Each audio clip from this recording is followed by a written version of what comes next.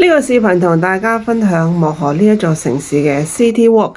各位朋友大家好，上一個視頻我就同大家分享咗漠河嘅嗰一場大火。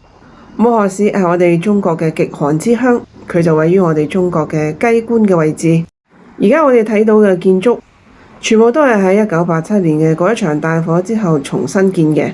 漠河就被稱之為係浴火重生嘅一座城市。你哋留意睇呢個冰面，我喺漠河被跣低就係因為行喺呢啲冰面上邊，雪被壓到實晒就成為咗冰，非常滑，非常容易跣低。行嘅時候要降低重心，腰就要彎住少少，邁住小碎步，可以毫不誇張咁樣講，似老人家慢慢行咁樣就最穩陣。喺漠河市重新起嘅呢啲建築物都非常有異域風情。跟住我哋就嚟到咗漠河市嘅地標之一北極星廣場。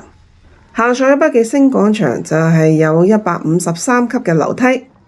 其實100零級嘅樓梯對於我嚟講簡直就唔係問題，最驚就係佢跣。小朋友當呢度係天然嘅滑梯啊，玩到興奮不已。嚟到漠河市一定要嚟佢哋嘅北極星廣場嚟打卡。上樓梯同埋落樓梯嘅時候都要非常嘅小心，慢慢行。你哋睇下啲積雪有幾厚。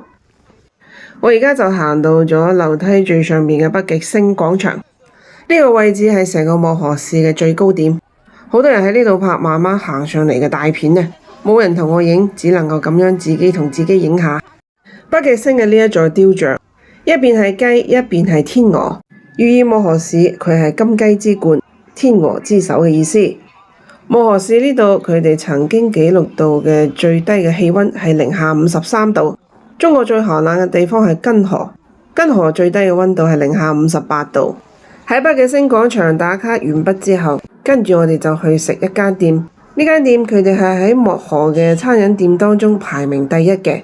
佢係一間有住44年歷史嘅老店，就係前面嘅呢一間春雪大骨麵。入門口左手邊就可以見到一個牌，上面寫住漠河老字號。一入嚟見到左手邊係台，右手邊成面牆都係佢哋獲得嘅榮譽。老式燒雞一絕，大骨棒一絕。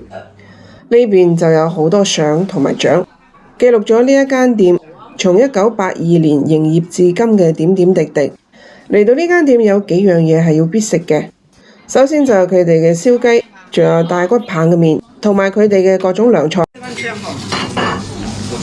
看看多大，這是醬燻味的嗎？不是。他們家的大骨頭都是每天用新鮮的豬骨熬製的，湯就用來煮麵，烀好的骨頭再拿出來單賣。來這吃麵必須得來塊大骨棒。這個小一點的，別浪費。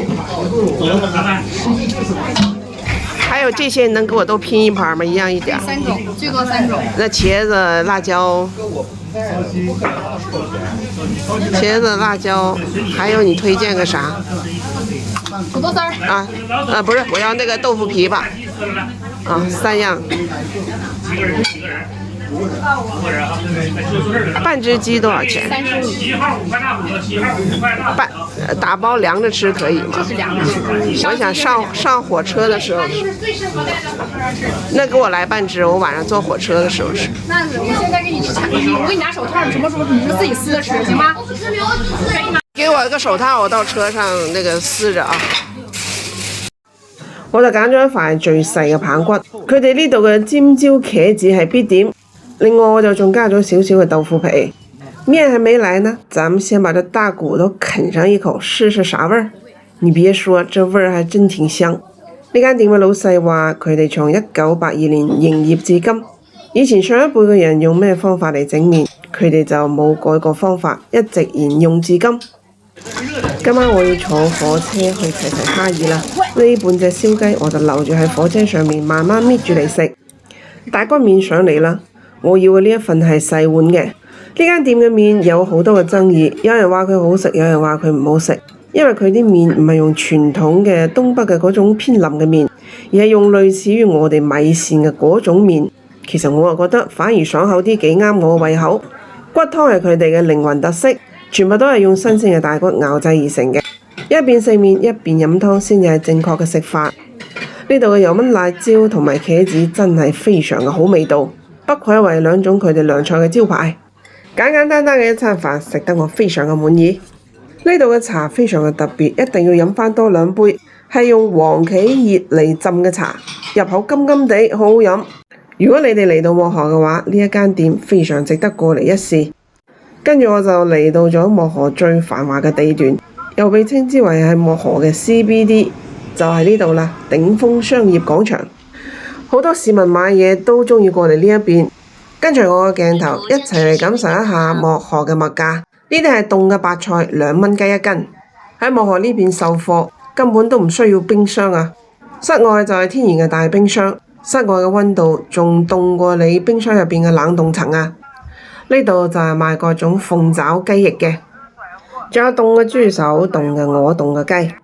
你唔好話喺咁凍嘅天氣下邊守住間檔都唔容易。上面吊住嘅全部都係天然嘅山入邊嘅蘑菇，用嚟燉本地嘅小雞，非常嘅好味道。原味嘅瓜子兒怎麼賣啊？這個12。這有啥不一樣啊？12、13。大，我刻一點嘗嘗啊。這是哪兒的瓜子啊？東北的。東北大瓜子。哎，12的比13的香，炒得透一點。這個透的。嗯。給我來15塊錢的。行。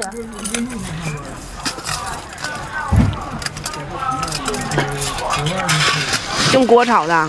是，也咱自己炒的這個，嘎好。好香啊！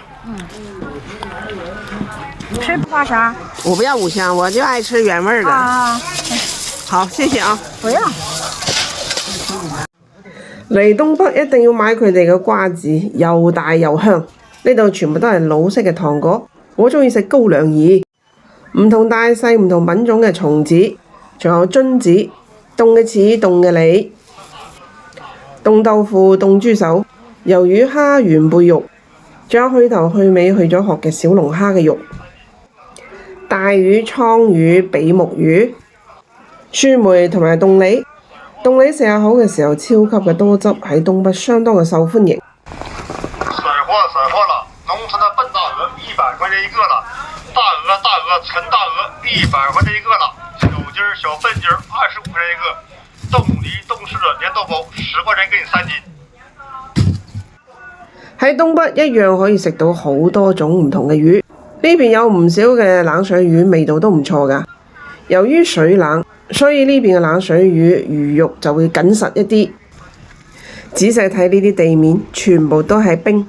我行路嘅時候就按照本地人教我嘅方法，邁住小碎步，降低重心，慢慢咁樣行。長者過嚟東北玩，真係行路嘅時候一定要非常小心。喺莫河呢3日，俾我嘅感覺就係呢度嘅物價非常嘅合理，人非常嘅熱情。客人買咗豬腳，佢哋就會同你燒毛。東北人買嘢一次買好多嘅，唔係1隻2隻咁樣同你買。本地嘅人話越大條嘅魚燉住嚟食就越好味。成個東北嘅行程，我覺得東北嘅食材係相當嘅豐富，只不過就係做法可能就變化唔大，一般都係以燉為主。10元，這是自己養的還是飼料的？自己養的。自己養的才賣10塊1斤啊？對。排骨多少錢？排骨22。黑山村奔陽小雞大得來，最好。留意睇呢啲，喺東北就被稱之為係蛋白質嘅炸彈、蠶蛹。炒住嚟食、炸住嚟食都好味。